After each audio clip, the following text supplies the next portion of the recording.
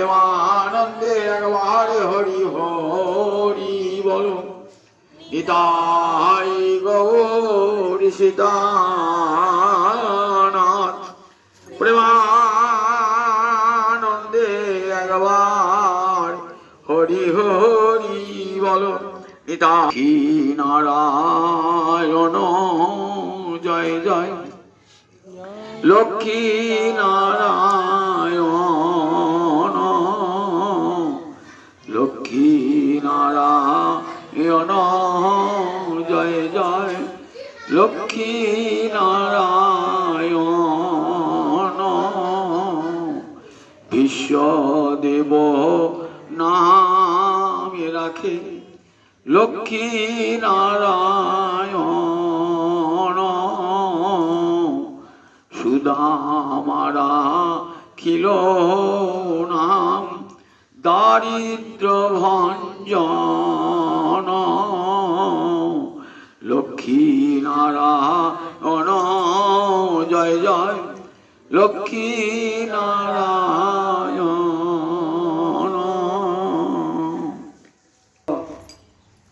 ভক্তবৃন্দের চরণে আমার কোটি কোটি দণ্ডবত প্রণিপাত। পবিত্র মাঘ মাস গোবিন্দের প্রিয় মাস। এই মাসটিও নিয়ম সেবার অন্তর্ভুক্ত। কার্তিক মাস, মাঘ মাস এবং বৈশাখ মাস, এই তিনটি মাস হল নিয়ম সেবার মাস। কার্তিকে গান, মাঘে স্নান, বৈশাখে দান, তিনটি পুণ্যকর্ম। আজ ভাগবত কথামৃতে স্নান করবো আমরা। ভাগবত কথামৃতে স্নান, গীতা বাংলামৃতে যেমন স্নান হয় না, ভাগবতের কথামৃতে স্নান হবে। এর চেয়ে বড় স্নান আর কিছুই নেই। হরিকথামৃতে যে স্নান হয় সেই স্নানটাই আন্তর স্নান এবং সেই স্নানটাই সবচেয়ে বড় স্নান। স্নানের দ্বারা কি হয়? দেহের মল দূর হয় তো। আর ভাগবত কথামৃতে স্নান দ্বারা অন্তরের মল চিরকালে দূর হয়ে যায়, চিত্ত শুদ্ধ হয়ে যায়। মহাপ্রভু এই মাসে সন্ন্যাস গ্রহণ করেছিলেন। সন্ন্যাস গ্রহণ করে কোথায় গেলেন? পুরীতে। অদ্বৈত গৃহে 10 দিন থাকার পর পুরী ধামে চলে গেলেন। পুরী ধামে তার প্রথম পরিচয় কার সঙ্গে? পণ্ডিত বাসুদেব সার্বভৌমের সঙ্গে। পণ্ডিত বাসুদেব সার্বভৌম কৃষ্ণপ্রেমে উন্মত্ত মহাপ্রভুকে সুস্থ প্রতিষ্ঠ করে বেদান্ত দর্শন পড়াবার চেষ্টা করলেন 7টি দিন। 7টি দিন পর বুঝলেন যে এই 24 বছরের সন্ন্যাসী নয়, এই কলিযুগে দিব্যরূপে ইহ নারায়ণ। কলিযুগে দিব্যরূপে এসেছেন নারায়ণ। দেখলেন তার বেদান্তের সমস্ত ব্যাখ্যাকে যখন খণ্ডন করে দিলেন, তখন তার অন্তরের সমস্ত পাণ্ডিত্যের অহংকার চূর্ণ হয়ে গেল। পাণ্ডিত্যের অহংকার। বাসুদেব সার্বভৌম যে সে পণ্ডিত নয়, তখনকার দিনে ভারত বিখ্যাত পণ্ডিত। তার পিতা মহেশ্বর বিষাদ ছিলেন বিখ্যাত পণ্ডিত। মিথিলা থেকে নব্য ন্যায় কণ্ঠস্থ করে নিয়েছিলেন নবদ্বীপে। তারই সন্তান বাসুদেব সার্বভৌম। তৎকালে একমাত্র হিন্দু রাজ্য হলো উড়িষ্যা। সেই উড়িষ্যার রাজা প্রতাপরুদ্র বহু সম্মান করে নিয়ে গেছিলেন এই বাসুদেব সার্বভৌমকে। সেই বাসুদেব সার্বভৌম ভগবানকে স্তুতি করে বলছেন, যখন চিনতে পারলেন তার কৃপা ছাড়া তো কাউকে জানা যায় না। সূর্যকে যেমন সূর্যের আলোতেই জানতে হয়। আপনি সূর্য দেখবে হয়েছেন তো, মেঘে ঢেকে দিয়েছে, অনেক হাইকেন জানলেন, অনেক বিজলি বাতি জানলেন, বহু বহু বহু পাওয়ারে, কিন্তু সূর্য দেখা দেবে না। তাহলে সূর্য কখন? বলে নিজের কৃপা কিরণের আলোকেই সূর্যকে দেখতে হবে, অন্য কোনো আলোকে সূর্যকে দেখা যায় না। তেমনি গোবিন্দকে চেনা যায় গোবিন্দের কৃপার আলোকে চেনা যায়, গৌরহরিকে চেনা যায় গৌরহরির কৃপার আলোকেই গৌরহরিকে। যখন গৌরহরি কৃপা করলেন তখন চিনতে পারলেন যে গৌরহরি কে। তখন অপূর্ব সুন্দর একটি শ্লোকে গৌরীর বর্ণনা করলেন। বৈরাগ্য বিদ্যা নিজ ভক্তি যোগ শিক্ষার্থমেক পুরুষ পুরাণ শ্রীকৃষ্ণ চৈতন্য শরীরধারী কৃপাবুধির্যস্তমহং প্রপত্তি তম অহং প্রপত্তি। আমি তোমাকে তোমার চরণে শরণাগত, তোমার চরণে আমি শরণাগত। কার চরণে? বলে যিনি পুরুষ পুরাণ, যিনি পুরাণ পুরুষ। কে পুরাণ পুরুষ? কৃষ্ণ হলেন পুরাণ পুরুষ। তিনি চির পুরাতন চির নবীন, তিনি চির পুরাতন চির নবীন, তাই পুরাণ পুরুষ। গীতাতে কি আছে? পুরুষ পুরাণ। অর্জুন বলছেন তমাদিদেব পুরুষ পুরাণ স্তমস্য বিশ্বস্য পরম নিধান। তাই পুরাণ পুরুষ। তুমি এবার এসেছো শ্রীকৃষ্ণ চৈতন্য শরীরধারী। এবার শ্রীকৃষ্ণ চৈতন্য এই রূপ ধারণ করে তুমি এসেছো। কৃপাম্বুধি, তুমি কৃপার সাগর। কৃপার অম্বুধি মানে সমুদ্র, অম্বু মানে জল, জল ধারণ করে যে তাকে বলে অম্বুধি, সমুদ্র। কৃপাম্বুধি মানে তুমি কৃপার সাগর, কৃপাম্বুধি। শ্রীকৃষ্ণ চৈতন্য শরীরধারী, তুমি শ্রীকৃষ্ণ চৈতন্য এই রূপ ধারণ করে এসেছ, তুমি কৃপার সাগর। আমি তোমার চরণে শরণাগত হই। কি জন্য এসেছ? বৈরাগ্য বিদ্যা নিজ ভক্তি যোগ শিক্ষার্থম। বৈরাগ্য বিদ্যা নিজ ভক্তি যোগ। জগৎ কি শেখাবে? না বিরাগ, সংসারে অনাসক্তি এবং কৃষ্ণে আসক্তি। এই দুটো জিনিস শেখাবার জন্য, যে সংসারে আরতি করে মরিবার তরে, আর শ্রীকৃষ্ণে আরতি করে ভবতরিবারে। মহাপুরুষ যখন সন্ন্যাস নেন তো আগে মাকে কি বলছেন? দেখো মা, তুমি সংসার সংসার করো না। বলছে তুই চল, তোর বাপ চলে গেল, তোর বড় ভাই চলে গেল সংসার ত্যাগ করে, আবার তুই চলে যাবি, আমি কাকে নিয়ে সংসার করব? তখন বলছেন দেখো মা, সংসারে আরতি করে মরিবার তরে। সংসার আরতি মানে সংসারকে ভালোবাসা, সেটা মৃত্যুর পথে নিয়ে যায়। আর শ্রীকৃষ্ণে আরতি করে ভবতরিবারে। গোবিন্দ ভালোবাসো, তাহলে সংসার সাগর পার হয়ে যে সংসার পাবে, সে সংসার আর বিনষ্ট হবে না। এ সংসার তো আজ আছে কাল নাই।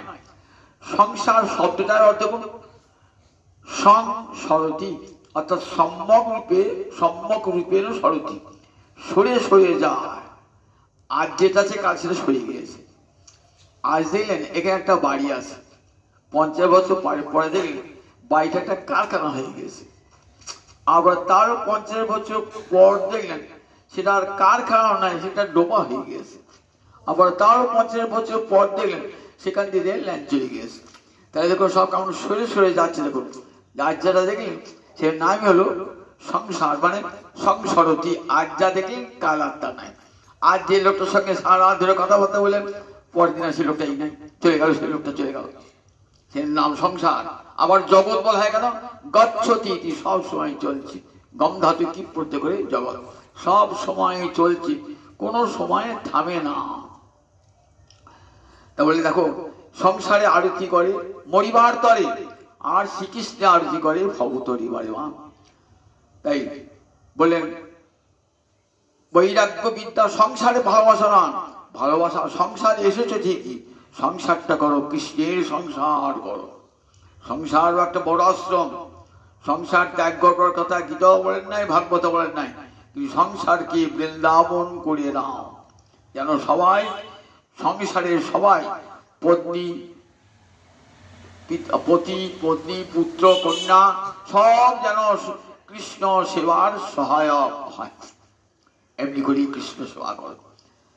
তাই বৈরাগ্য আর সংসারে বৈরাগ্য, বিরাগ আনো আর কৃষ্ণে আসক্তি আনো, এটা শেখাবার জন্য আমার মহাপ্রভু এলেন। বৈরাগ্য বিদ্যা আর নিজ ভক্তি যোগ, যে ভক্তি যোগ দ্বারাই এই সংসার ক্ষয় হয়, যে ভক্তিযোগকে পরম পুরুষার্থ বলা হয়েছে, সেই ভক্তিকে সার করো। বৈরাগ্য বিদ্যা নিজ ভক্তি যোগ শিক্ষা, এটা জগৎকে শিক্ষা দান করবার জন্য শ্রীকৃষ্ণ চৈতন্য নাম ধারণ করে জগৎ জীবের অন্তরে কৃষ্ণ চেতনা জাগ্রত করলেন, কৃষ্ণ চেতনা জাগ্রত করলেন। দেখুন, সেই মহাপ্রভু তখন সন্ন্যাস গ্রহণ করেন নাই। নবদ্বীপে পণ্ডিত সম্রাট, পণ্ডিত চূড়ামণি রূপে খ্যাত, চতুর্দিকে ধিধিকার নাম, বিভিন্ন দেশ থেকে কত ছাত্র পড়তে আসছে, অন্যান্য পণ্ডিতদের টোল সব ফাঁকা, সব বলছে আমরা নিমাই পণ্ডিত তোমার কাছে বলবো, সবাই আসছে। এত ছাত্র, সকাল থেকে সন্ধ্যে পর্যন্ত, রাত্রি পর্যন্ত ছাত্র পরিযান, এত নাম। আবার সবসময় সকাল বিকাল ছাত্রের সঙ্গে মেলামেশা করছে। এমন সময়তে যখন খুব নাম, সেই সময়ে নবদ্বীপে এসেছে এক দিগ্বিজয়ী পণ্ডিত।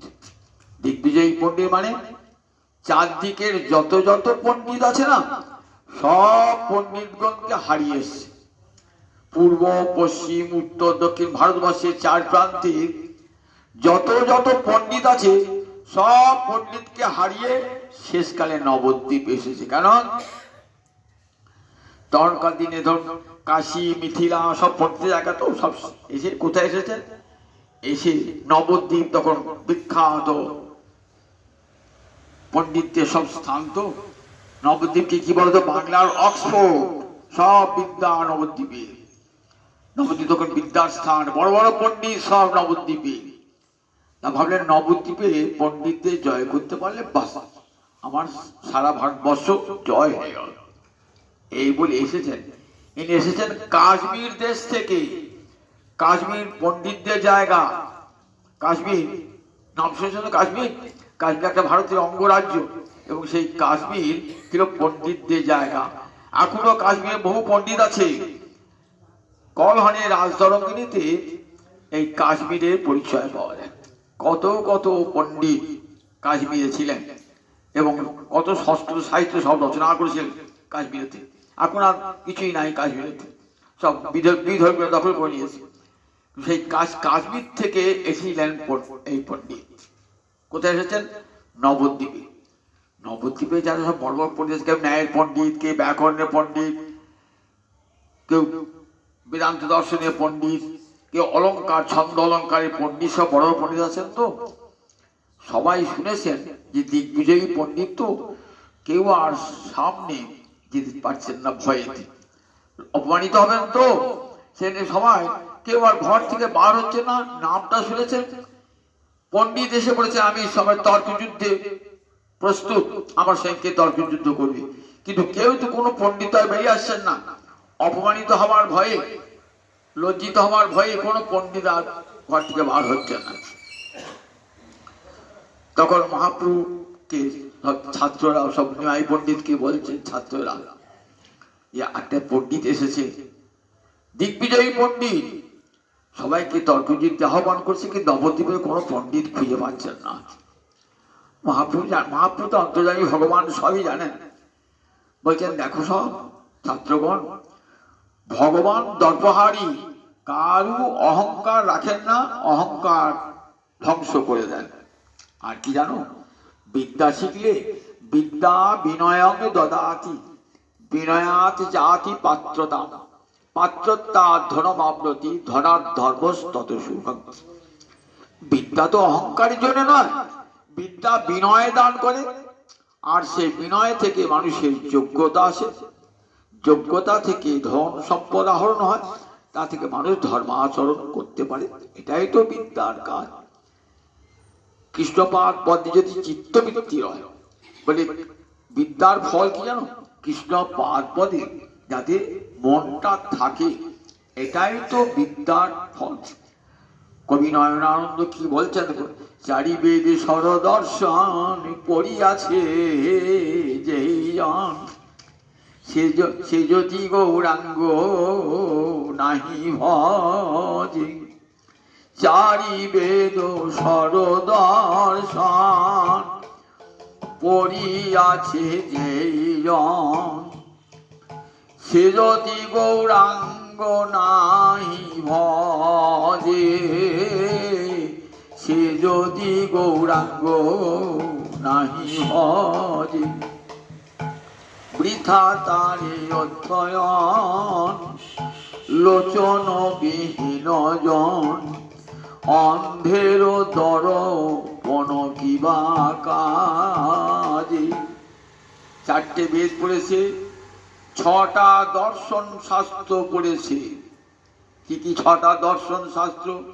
সাংখ্য দর্শন, পাতঞ্জল দর্শন, ন্যায় দর্শন, বৈশেষিক দর্শন, পূর্ব মীমাংসা দর্শন, উত্তর মীমাংসা। 6টা দর্শন ভারতবর্ষে, 6টা দর্শন পড়েছে।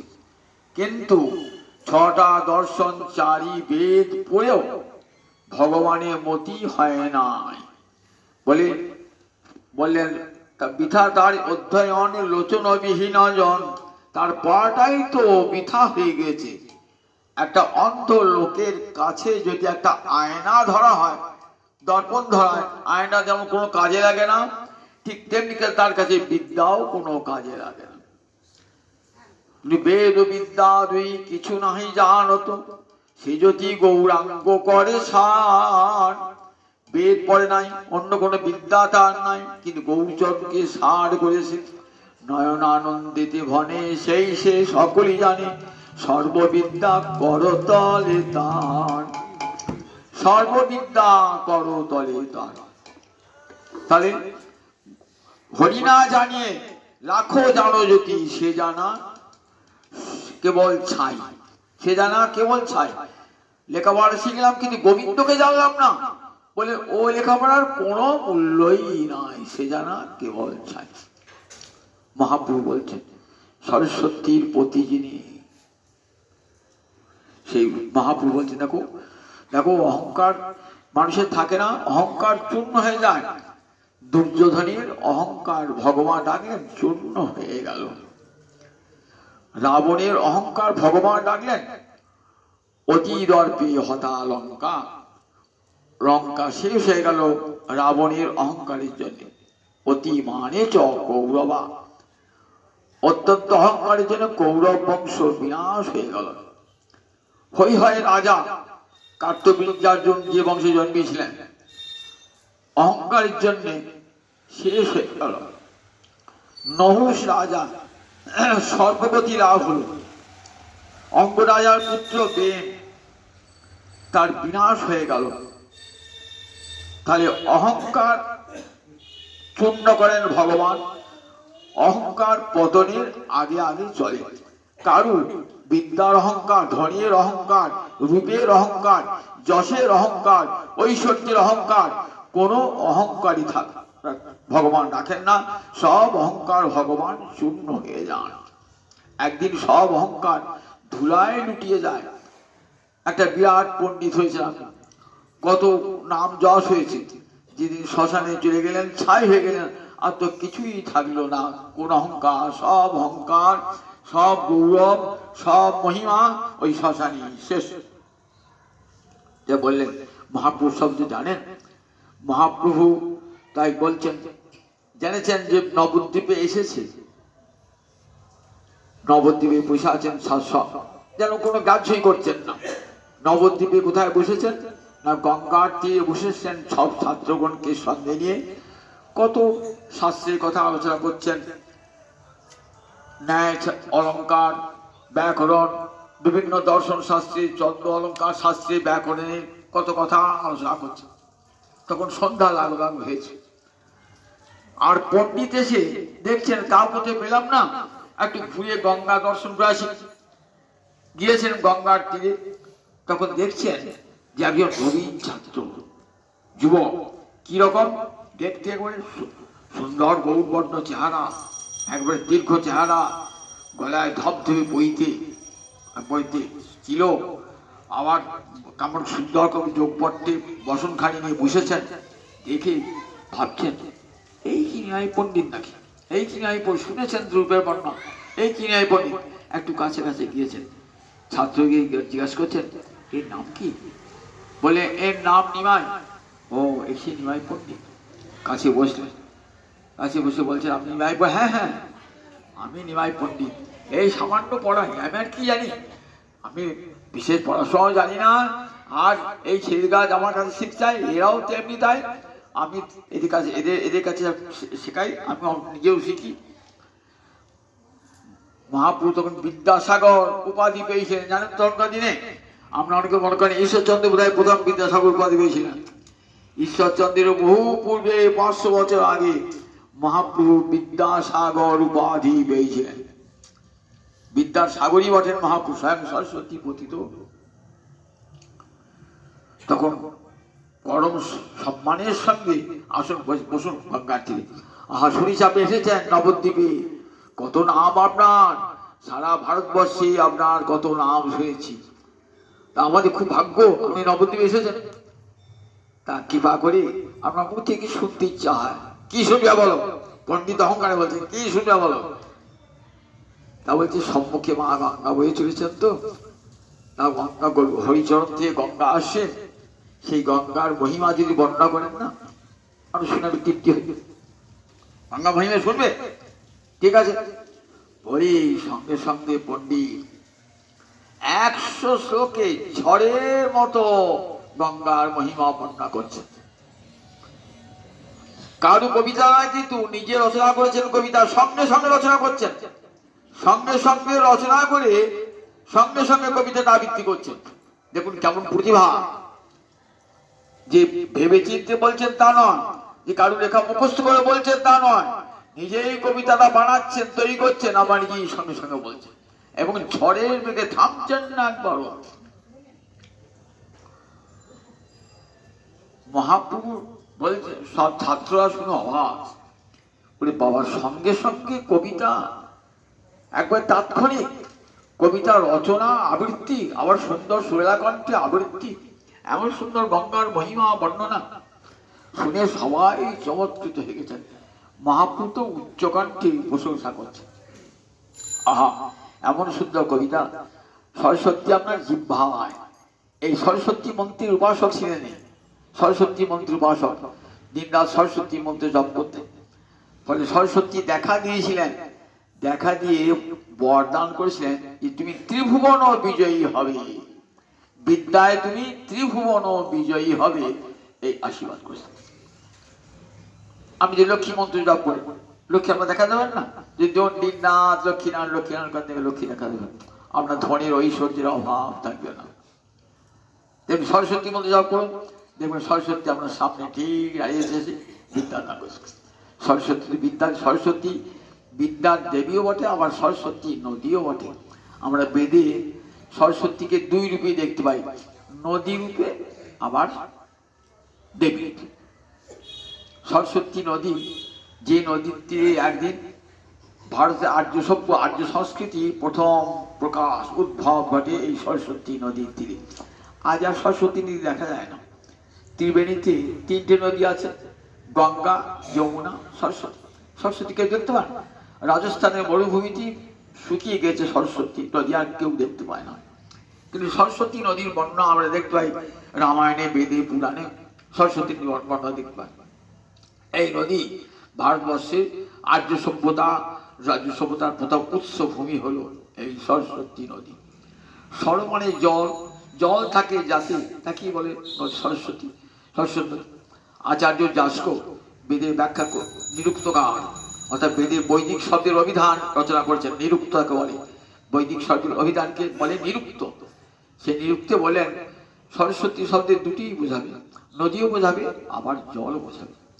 অনির্বাণ বেদ মীমাংসায় এই সরস্বতীর ব্যাখ্যা করেছেন, সরস্বতী মন্ত্রে ঋগ্বেদে এই সরস্বতী মন্ত্রের ব্যাখ্যা করতে গিয়ে বলছেন যে দেখো, যাকে নদী বলে দেখেন, আবার তিনি যেমন এক দৃষ্টিতে জলের ধারা, আবার এক দৃষ্টিতে প্রাণের ধারা, আবার এক দৃষ্টিতে চেতনার ধারা। অর্থাৎ আমাদের জড় দৃষ্টিতে জলের ধারা, আধ্যাত্মিক দৃষ্টিতে প্রাণের ধারা, জল জীবন, জল ছাড়া জীবন চলা, প্রাণের ধারা। আবার সেইটি ঋষিদের অধিদৈব দৃষ্টি, সেই দৃষ্টিতে চেতনার ধারা, জলের মতন চেতনার স্রোত বয়ে চলেছে, চেতনার ধারা। তাহলে তিনি বিদ্যার দেবীও বটেন, আবার নদীও বটেন, সরস্বতী। এই সরস্বতী মহিমা আমরা বেদেও দেখতে পাই। সেই সরস্বতী মন্ত্রের উপাসক ছিলেন এই ব্রাহ্মণ। ফলে ফোটে বসে থাকতেন সরস্বতী, ফোটে বসে থাকতেন। 100 শ্লোকে গঙ্গার মহিমা বর্ণনা করেন। মহাপ্রভু এত সুন্দর বর্ণনা তো শুনলেন, আমরা তো কিছু বুঝতে পারলাম না, একটা শ্লোক তুলে আর একটু বুঝিয়ে দেন,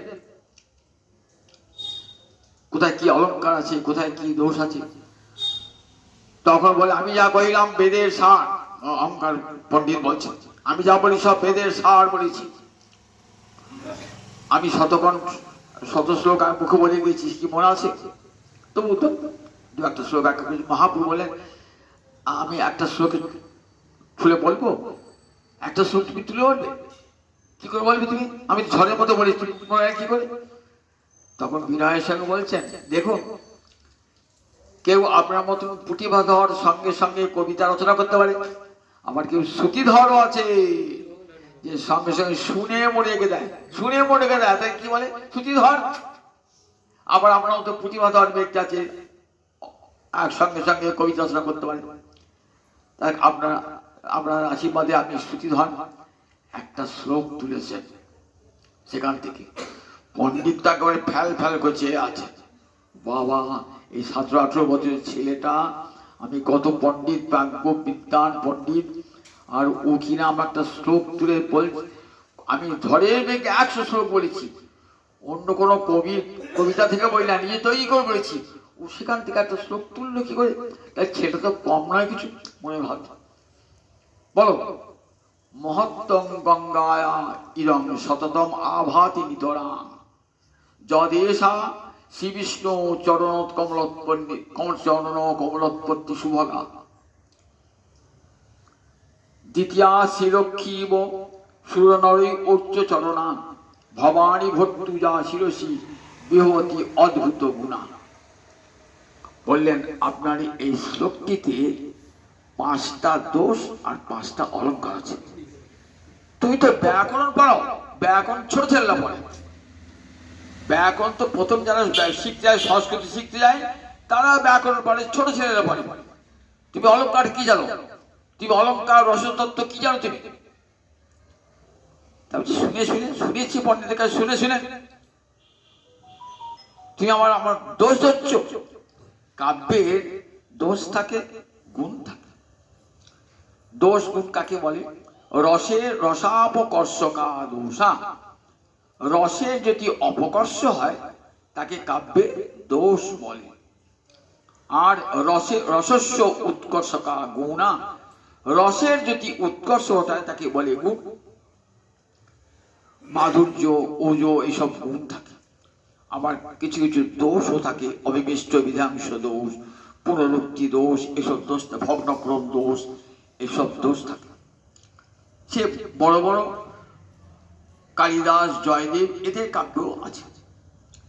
আর অলঙ্কার হলো কাব্য দেহকে সাজিয়ে রাখে। কাব্যং গ্রাহ্যং অলঙ্কার, একটা কাব্য দেহকে সাজায় অলঙ্কার। নারী দেহ, কাব্য দেহকে নারী দেহের সঙ্গে তুলনা করেছে। নারী দেহটা শোভা পায় কিসে? অলঙ্কার পড়লে পরে শোভা পায়, অলঙ্কার। কিন্তু কাব্য দেহকেও কবিরা কি দিয়ে সাজান? অলঙ্কার দিয়ে সাজান। 2 রকম অলঙ্কার, শব্দালঙ্কার, অর্থালঙ্কার। যেমন একটা আমরা উদাহরণ দিই, শব্দালঙ্কার, কেতকী কেশরে কেশ পাশ করো সুরভি। দেখছে সব ক আছে। চল চপলার চকিতে চমকে করেছে চরণে বিচরণ। সব কত চ আছে, এক কথা বার বলছে। একে বলে অনুপ্রাস অলঙ্কার। একই শব্দ বা শব্দগুচ্ছ যদি বারবার প্রয়োগ হয় তাহলে তাকে কি বলে? তাকে বলে অনুপ্রাস অলঙ্কার। জগদানন্দ একটা পদ আছে, সবটা আমার মনে নাই, একটা যদি বলি, মধুপ শব্দ গুঞ্জ গুঞ্জ, মালতী ফুলে মাল রঞ্জ, দেখুন একই ইংজয়ে বার বার বার বার, মঞ্জুল কুল নারী, সব ইঙ্গ বর্গি যায় বার বার বার বার। এর ফলে কি হয়, ছন্দের ধ্বনি মাধুর্য বৃদ্ধিপ্রাপ্ত হয়, অলঙ্কার। আবার দেখুন যমক অলঙ্কার কিরকম, জীবে দয়া তব পরম ধর্ম, জীবে দয়া তব কই, দুটো জীব বানা আলাদা। জীবে দয়া রূপ গোস্বাই পাদ জীব গোস্বাইকে বলছে, না সনাতন গোস্বাই পাদ রূপ গোস্বামীকে বলছে, জীবে দয়া তব পরম ধর্ম, জীবে দয়া তব কই। দুটো জীব আছে তো, দুটো জীবের মানে আলাদা। একটা জীব মানে হচ্ছে শ্রীজীব গোস্বামী, আর একটা জীব মানে প্রাণী। জীবে দয়া তব পরম ধর্ম, জীবে দয়া কই। রূপ গোস্বাই পাদ শ্রীজীবকে বাড়ি থেকে তাড়িয়ে দিলেন, পণ্ডিতকে হারিয়ে এসেছিলেন বলে যাও যশ প্রতিষ্ঠা সুকরি বিষ্ঠা মেখে সারা গায়, তাড়িয়ে দিলেন। তখন সেটা শুনে সনাতন রূপকে বলছি, তোমার জীবে দয়া পরম ধর্ম বলে প্রচার করছো, আর তোমার শ্রীজীব গোস্বামীকে তোমার ভাইপোকে দয়া তোমার কয়, জীবে দয়া তো পরম ধর্ম, জীবে দয়া তো কই। তাই দুটো জীবে মনে হচ্ছে, একে বলে যমক অলঙ্কার।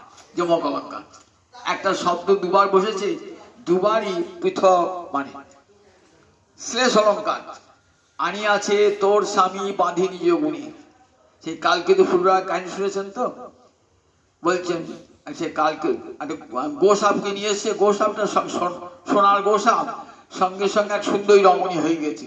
আর ফুলডলা বলছে, আমার সংসার একা সংসারে খেতে পারি না, আবার তুমি এক করতে গেলে জরুরি মনে করছো আমার স্বামীরা আপনার বিয়ে করে চলে গেলে। বলছে হানি আছে তোর স্বামী বাঁধি নিজ গুণে, তাহলে স্বামীর গুণ থেকে তুমি এসেছো? বলছে না না, ধনুকের গুণে আমাকে বেঁধে নিয়ে এসেছে। একটা গুণের দুটো অর্থ হলো, স্বামী নিজে গুণে বেঁধে এনেছে, একে বলে শ্লেষ অলঙ্কার। এরকম অলঙ্কার যেখানে কাব্য দেহকে সাজায়, এই অলঙ্কার। আবার কিছু কিছু দোষ আছে, একটা কথাই দুবার বলা হয়, দোষ হয়। আবার একটা চারিচরণে একটা শ্লোক হলো, একটা শ্লোকে অনুপ্রাস অলঙ্কার রয়েছে, তিনটে শ্লোক অনুপ্রাস, একটাতে নাই, তাকে ভগ্নক্রম দোষ বলে। দেখেন দেখো এই শ্লোকটাতে 5টা দোষ আছে। শ্লোকটা তুলেছেন, মহত্তম গঙ্গায়া ইদম আভাতি নিতরাং, শততম আভাতি নিতরাং। বললেন ইদম, এইটা এই শব্দটা আগে দেওয়া উচিত ছিল, মহত্তম গঙ্গায়া, গঙ্গা এটা পরে দেওয়া উচিত ছিল। অলঙ্কার শাস্ত্রে বলে অনুবাদটা আগে আর বিধেয়টা পরে থাকবে। অনুবাদ মানে যেটা অজ্ঞাত সেটা আগে থাকবে, আর যেটা জ্ঞাত সেটা পরে থাকবে। তাহলে এই বললে তোমার অজ্ঞাত, তাহলে এইটা আগে থাকবে। এইবার গঙ্গার মহত্ব এইটা হলো বিধেয়, অর্থাৎ বিজ্ঞাত, এটা পরে থাকবে, এটা আগে দিয়েছেন।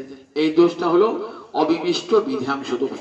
পণ্ডিত ফ্যাল ফ্যাল করে তাকিয়ে আছে, ভাবতে পারেন নাই একটা ছোট ছেলে, যুবক, বড়জোর 17-18 বছরের ছেলে ব্যাকরণ পড়ে, আবার কলাম ব্যাকরণ পড়ায়, সবচেয়ে কমা ব্যাকরণটা পড়ায়, সে কিনা আমার অলঙ্কার ধরল। আর দেখাচ্ছেন পণ্ডিতে কিন্তু প্রতিবাদ করবার সাহস নয়, সত্যি দোষ হয়েছে, অবিমিষ্ট বিধাংশ দোষ। বিধেয়টা আগে বলে দিয়েছেন, অনুবাদটা পরে বলেছেন। বলে দেখো এই দু জায়গায় তোমার হয়েছে, দ্বিতীয়া শ্রীলক্ষ্মী দিও, এই দু জায়গায় তোমার অবিমিষ্ট বিধাংশ দোষ হয়েছে। আমার দেখো ভগ্নক্রম দোষ হয়েছে। চারি চরণে একটা শ্লোক তো, তা প্রথম, তৃতীয়, চতুর্থ এই 3টে চরণে অনুপ্রাস অলঙ্কার রয়েছে, দ্বিতীয় চরণে কোনো অলঙ্কার নেই, তাহলে ভগ্নক্রম দোষ হয়ে গেল। আবার দেখো একটা কি দোষে পুনরাত্ম দোষ হয়েছে, ক্রিয়াপদ হয়ে গেল ভবানী ভট্টু যা শিরসী বিহবতী অদ্ভুত গুণা। তা বলেন দেখো, বলেন বিহবতী ক্রিয়াপদ হয়ে গেল, তারপর আবার তুমি অদ্ভুত গুণা বললে, বেশ দিলেন, এটা পুনরাত্ম দোষ হলো। আবার তোমার শ্লোকে 5টা অলঙ্কার তো এমনি কিন্তু আছে। কি কি অলঙ্কার আছে? অনুপ্রাস অলঙ্কার আছে, যমক অলঙ্কার, অনুপ্রাস অলঙ্কার আছে, আবার উপমা অলঙ্কার আছে, অনুমান অলঙ্কার আছে, আবার বিরোধাভাস অলঙ্কার আছে। কেমন? বললেন গঙ্গার, বললেন বললেন শ্রী বিষ্ণুর চরণ কমল হতে গঙ্গার উৎপত্তি। তা গঙ্গাতেই কমল উৎপন্ন হয়, কমল থেকে আমার গঙ্গার উৎপত্তি হয় নাকি? বিষ্ণুর চরণ কমল হতে গঙ্গার উৎপত্তি। তা গঙ্গাতেই তো কমল মানে পদ্ম ফুল, গঙ্গাতেই তো পদ্ম ফুল ওঠে, কমল থেকে গঙ্গা হয় নাকি?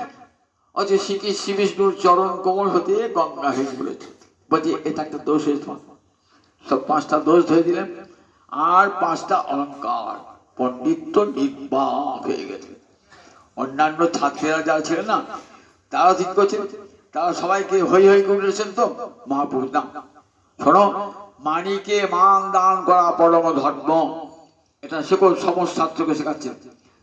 এত পড়াশোনা করার পরও জোড়হাত করে বলছেন, আমি তো আপনার ছাত্র তুল্য, কিছুই জানি না। দেখুন, দোষ অলঙ্কার সব কাব্যেই থাকে। কালিদাস, ভবভূতি, জয়দেব, এত বড় বড় কবি, তাদের কাব্য তো থাকে, সে দোষটা দোষ নয়, গুণেতেই পরিণত হয়ে যায়। কাজী এটা কোনো লজ্জার বিষয় নয়, অপমানের বিষয়ও নয়। দেখছেন পণ্ডিত নতবদনে রয়েছেন, মনে মনে ভাবছেন যে আমি সারা ভারতবর্ষ ঘুরে এলাম, কোথাও আমাকে এমন করে অপমানিত হতে হয় নাই, কারো কাছে পরাজয় শেয়ার হয় নাই। একটা সামান্য শিশুবৎ, দুগ্ধপোষ্য বালকবৎ, সে আমাকে কি করলে হারিয়ে দিয়ে তর্কেতে খুব অপমানিত হয়েছে। মহাপুরুষ বারবার সম্মান দান করছেন, আপনি আমার পিতৃতুল্য, আপনি আপনার শিক্ষক তুল্য, গুরু তুল্য, আপনার কাছে আমার অনেক কিছু শেখার আছে, আবার আগামীকাল আমরা শিখবো আপনার কাছে অনেক কিছু, বলে ছাত্রগণকে নিয়ে চলে এলেন।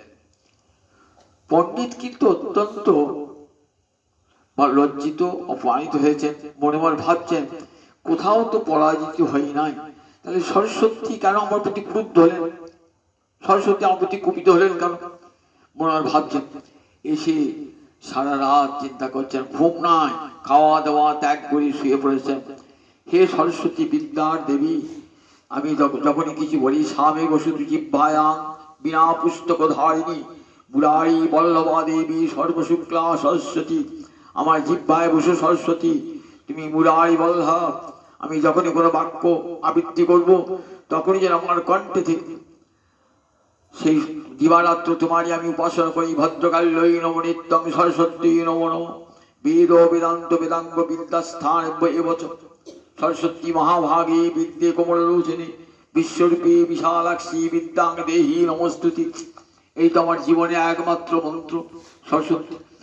সকল সিদ্ধই পাতু, বাগদেবতা ন, সেই বাগদেবী, তোমার জন্য আমার বাক্যের স্ফুরণ হয়েছে। আমি সারা জীবন তোমার মন্ত্রের উপাসনা করেছি, কোথাও পরাজিত হই নাই। তুমি আমাকে ত্রিভুবন বিজয়ী বর দিয়েছ। তখন সরস্বতী শব্দে দেখা দিয়েছেন, শোনো পণ্ডিত, যার সঙ্গে তর্কে তোমার হইল পরাজয়, জানিও অখিল ব্রহ্মাণ্ড না জানি হরিশ্বর। আর যার কাছে তর্কে তুমি পরাজিত হয়েছ, জানো সে অখিল ব্রহ্মাণ্ড না, তিনি আমার পতি। মুরারি বলো তুমি, কে সে মুরারি? গোবিন্দ তো, সেই গোবিন্দই কলিযুগে বিপ্ররূপে আবির্ভূত হয়েছেন, নারায়ণ রূপে আবির্ভূত হয়েছেন। তাকে চেনবার শক্তি সবার নাই। দেখো, আমার আশীর্বাদ আজ যথার্থ ফলেছে। আমার আশীর্বাদে তুমি আজ গৌরহরির চরণ লাভ করেছো, কৃপা লাভ করেছো। দেখো, এটি তো বিদ্যার ফল, সে বিদ্যার ফল জানি নিশ্চয়। কৃষ্ণপাদ পদ্মে যদি চিত্তবৃত্তি রয়, জানবে সেইটাই বিদ্যার ফল।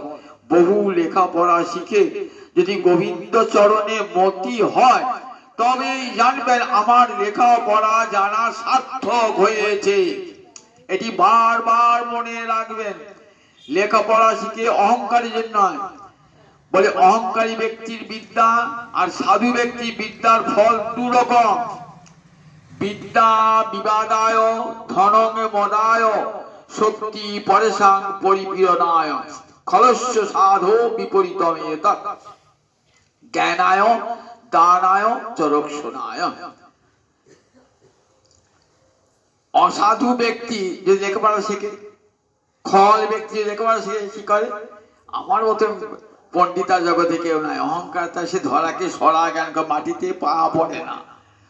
বিদ্যা বিবাদায়, অর্থাৎ বিদ্যা বিবাদের কারণ হয়।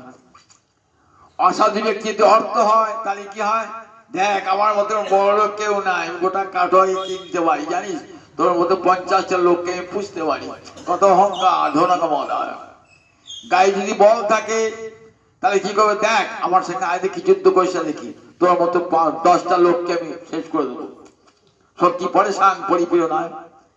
আর সাধু ব্যক্তির কাছে যে বিদ্যা যায় সে বিদ্যা জ্ঞানায়, সে বিদ্যা ভাবে আরো কামন করি, আমি তো জ্ঞানের দ্বারে প্রবেশ করেছি, আমার তো কিছুই শেখা হয় নাই, কিছু যে জানি না আমি এই মাত্র জানি, কিছু যে জানি না আমি এই মাত্র লেখাপড়া শিখে বুঝলাম, আমার কিছুই জানা হয় নাই, জানার এখন অনেক বাকি।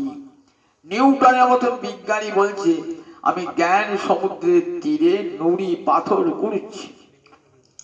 কত বড় বড় জ্ঞান বিজ্ঞানী বলছে কিছুই হলো না, সারা জীবনটা ব্যর্থ হয়ে গেল, বিদ্যা সরস্বতীর দরজাতেই যেতে পারলাম না।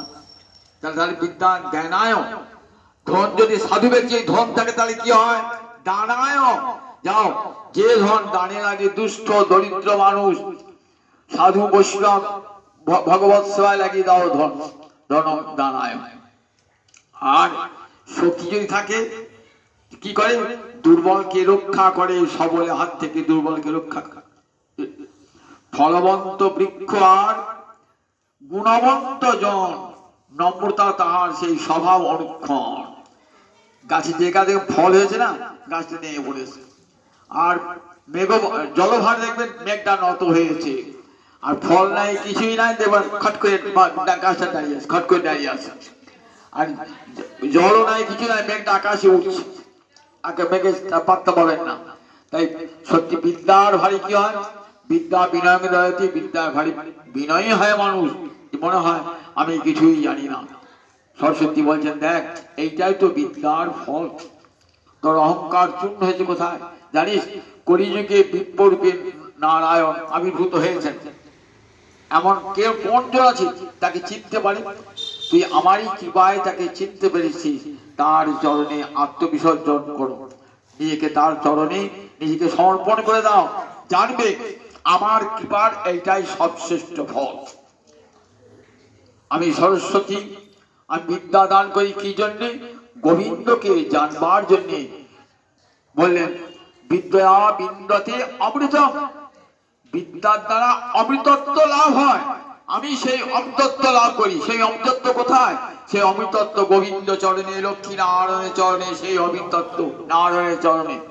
সেই নারায়ণকে জানতে পারলেই অমৃতত্ব লাভ হয়ে যায়, বিদ্যা অহংকারের জন্য নয়।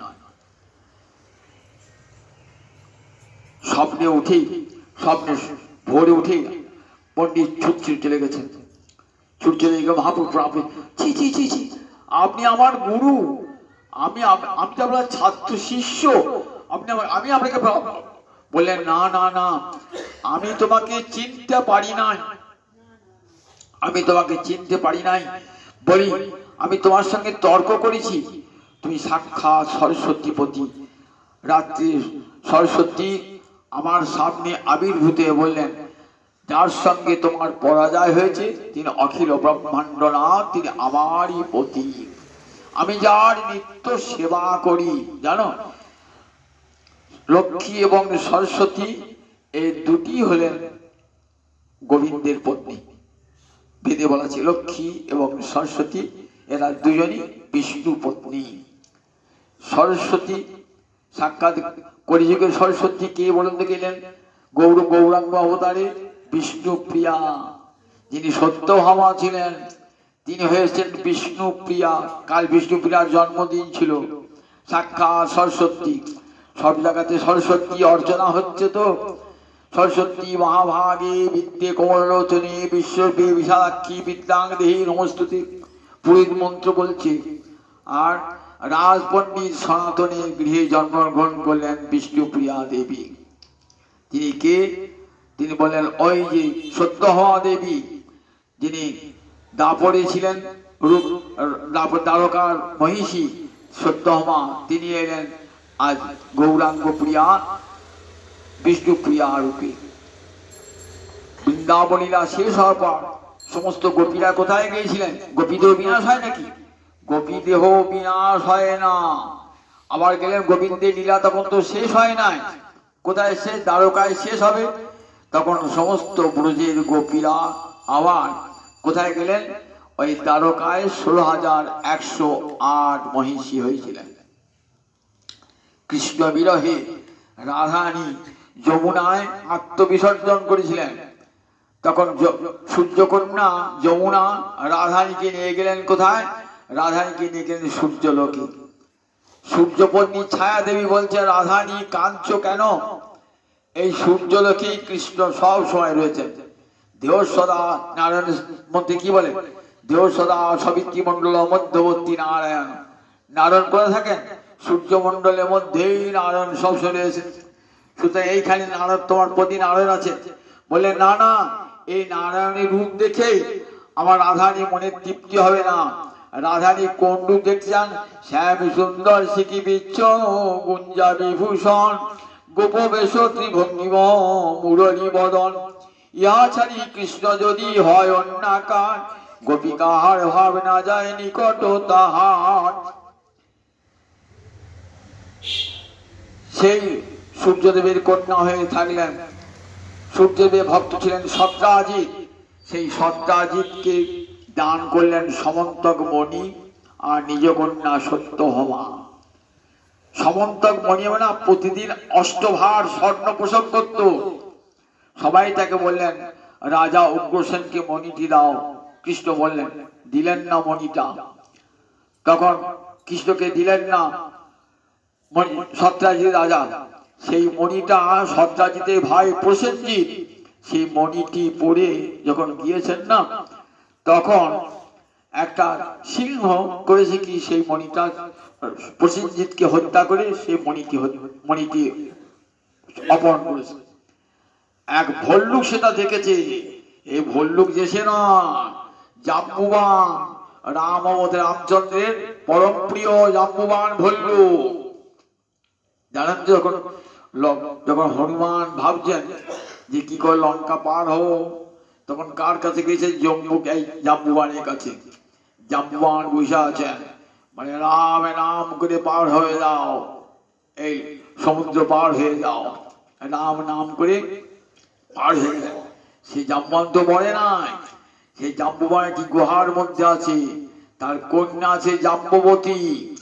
জাম্ববতীকে কৃষ্ণ হস্তে অর্পণ করবেন। নিয়ে গেছেন, মণিটা চুরি করে নিয়ে গেছেন। সেখানে কৃষ্ণ খুঁজতে গিয়েছেন। কৃষ্ণের নামে অপরাধ হয়েছে, কৃষ্ণ মণি চুরি করেছে।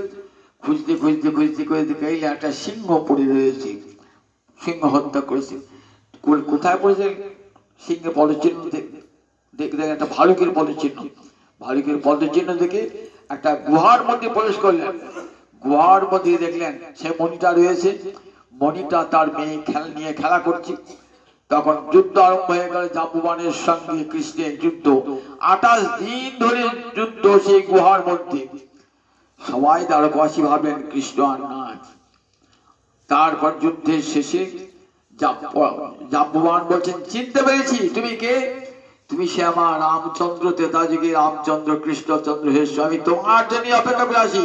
আমার কন্যা জাম্বুবতীকে তোমার হাতে অর্পণ করলাম। সেই জাম্বুবতীকে নিয়ে চলে এলেন। এদিকে সত্রাজিৎ রাজাও ভুল বুঝে তার কন্যা সত্যভামাকে অর্পণ করলেন কৃষ্ণ হস্তে। সেই সত্যভামা হল ভূশক্তি। নরকাসুর যার পুত্র, যখন বরাহ অবতারে যখন পৃথিবীকে তুলে আনলেন রহস্যমল থেকে না, তখন কি করেছিলেন? তখন ওই বরাহ অবতারে হিরণ্যাক্ষ দানবকে বধ করেছিলেন। এই নরকাসুর তার পুত্র, ভূদেবীর পুত্র নরকাসুর, তাই বলা হয় কৃষ্ণেরই পুত্র নরকাসুর। তাই এই সত্যভামা ভূশক্তি, তাই না? কেমন দেখো বিষ্ণুপ্রিয়া কেমন ভূশক্তি, পৃথিবীর যেমন সর্বং সহা শক্তি, তেমনি বিষ্ণুপ্রিয়া দেবীর সর্বং সহা শক্তি। বিষ্ণুপ্রিয়া 11 বছর বিবাহ হলো, 2-3 বছর বাড়ি মহাপুরুষ সন্ন্যাস গ্রহণ করলেন, চলে গেলেন। যাও, বিশ্বের জন্য আমার প্রাণনাথকে আমি উৎসর্গ করলাম।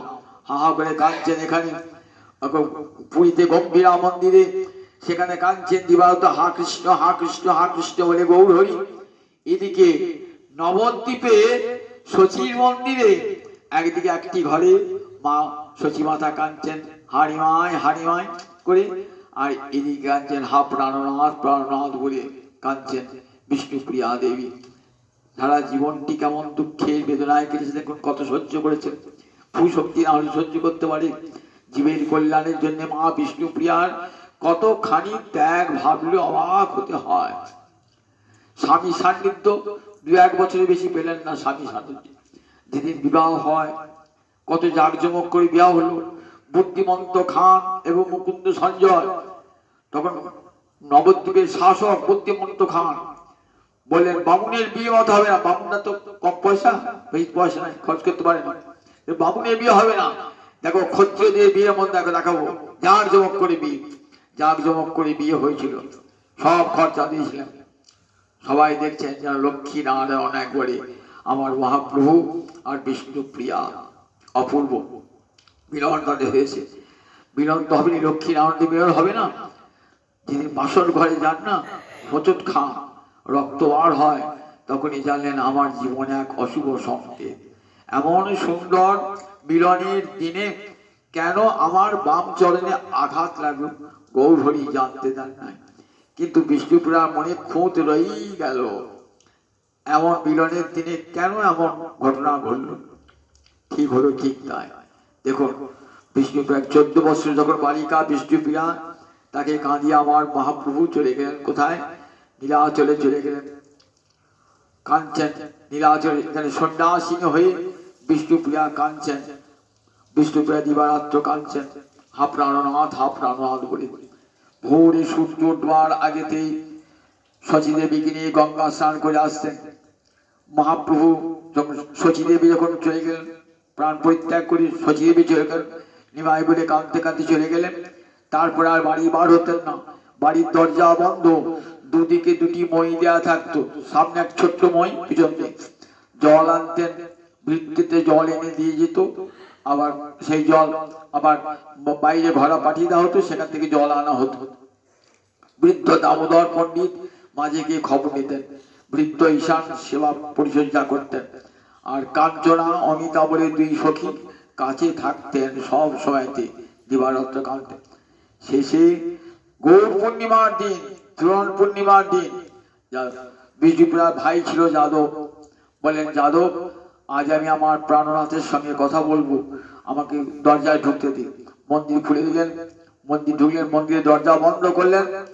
হা প্রাণনাথ বলতে বলতে বলতে বলতে ওই ধামেশ্বর পুরুষ, তাকে নবদ্বীপ ধামেশ্বর, ওই মূর্তিকে বানিয়েছিল বিষ্ণুপ্রিয়া দেবী। মূর্তি বানিয়েছিলেন বংশীবদনকে দিয়ে। যে নিম গাছের তলায় গৌর হরি হয়েছিলেন, সেই নিম গাছ দিয়ে মূর্তি বানানো হয়েছিল। সেই মূর্তির সঙ্গে বিলীন হয়ে গেলেন একবারে আমার। আর ঘর ঘুরে যাদব দেখছেন বিষ্ণুপ্রিয়া আর নাই, গৌর হরি বিগ্রহের সঙ্গে বিলীন হয়ে গেছেন। দেখবেন নাকে একটি নর লাগানো আছে। আজও দেখবেন ধামেশ্বর মহাপ্রভু দেখেন না, দেখবেন গৌর বিষ্ণুপ্রিয়া যেন যুগ্মরতি।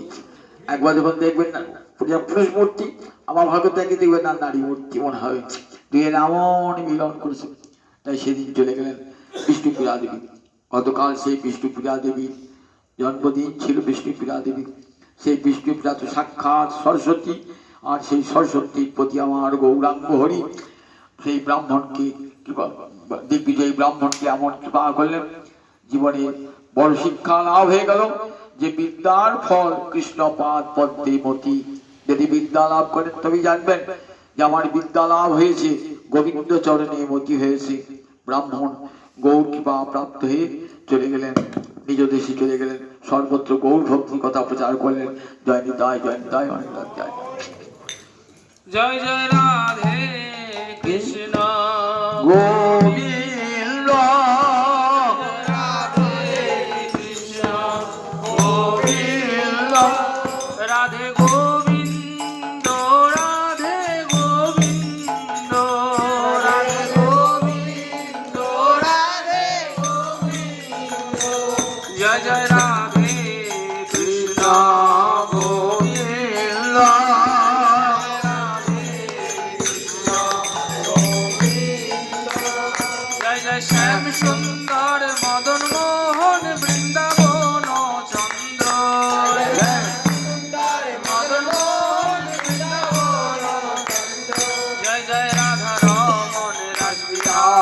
শিবকুলানন্দ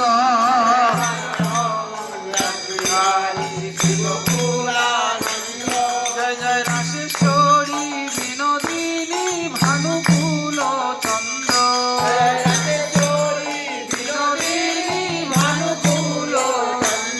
জয় জয় ললিতা বিশাখায়াদি যত সখী বৃন্দ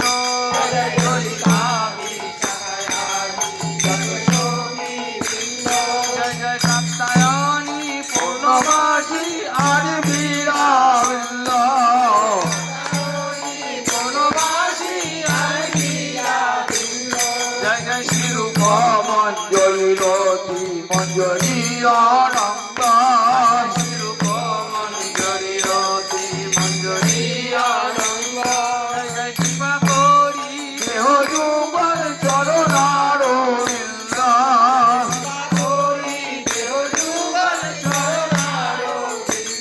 যেন আকুল প্রাণে গাইতে পারি জয় রাধে গোবিন্দ যেন আকুল প্রাণে গাইতে পারি জয় রাধে জয় রাধে জয় রাধে জয় রাধে